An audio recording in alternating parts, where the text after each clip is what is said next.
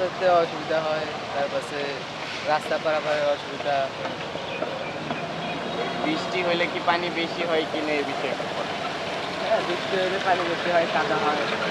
তো কাপড়ের বন্ধ উঠায়া পানির মধ্যে হেঁটে যেতে হয়। সাইডে একটা ড্রেন করে দিলে ভালো হইতো। তাহলে মনে করেন যে পানিটা ড্রেনের ভেতর যায় তো রাস্তায় আর বেঁধে থাকতো না। এই পানি নিয়ে প্রতিদিন তো আমাদের ভোগান্তি হচ্ছে, সকাল বিকাল রাত তিনও বেলায় যাতায়াতের জন্য। গাড়ি ঘোড়ায় আপনার যদি একটা গাড়ি ঘোড়া যায়, পানি ছিটতে গায়ে উঠতেছে, গা ভিজে যাচ্ছে, কাদা পানি, নোংরা। তারপরে এই পাশাপাশি একটা হসপিটাল আছে, হ্যাঁ, নারী শিশু হসপিটাল। এই জায়গায় এমার্জেন্সি কোনো পেশেন্ট আসলে তাদের নিয়ে একটা হ্যাসাল, ভোগান্তি হচ্ছে। তারপরে সবসময় এই জায়গায় পানি জমা থাকে, পানিবদ্ধতার ভিতরে হাঁটা চলার সমস্যা, মানুষের ভোগান্তি। এটা থাকি আমি মেলা দিন ধরে, কিন্তু ওই রাস্তাটা কিন্তু বৃষ্টি বাদল হলে পানি বাড়িয়ে যায়, গাড়ি ঘোড়া চলতে পারে না, জাম বাজিয়ে যায়, ওই হাল্লা বেশি।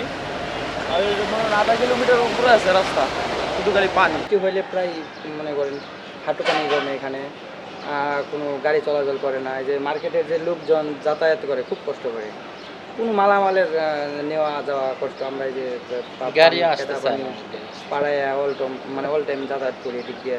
আসলে তাদের যে ভোগান্তির কথা বললে তো আসলে মানে কি বলবো, শেষ করে দেয়। সকালবেলায় মানে যখন অফিস টাইম হয়, এখান দিয়ে আপনার প্রায় প্রচুর শুধু মানুষের জ্যাম বেজে যায়। মানে যাতায়াত করতে পারেন ঠিক মতো, 5 মিনিটের রাস্তা সেখানে লাগে প্রায় 15-20 মিনিট।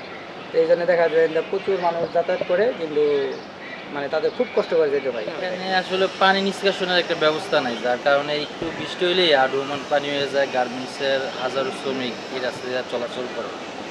প্রায়শই আমাদের এখানে অটোতে গাড়ি উল্টে অ্যাক্সিডেন্ট হয়।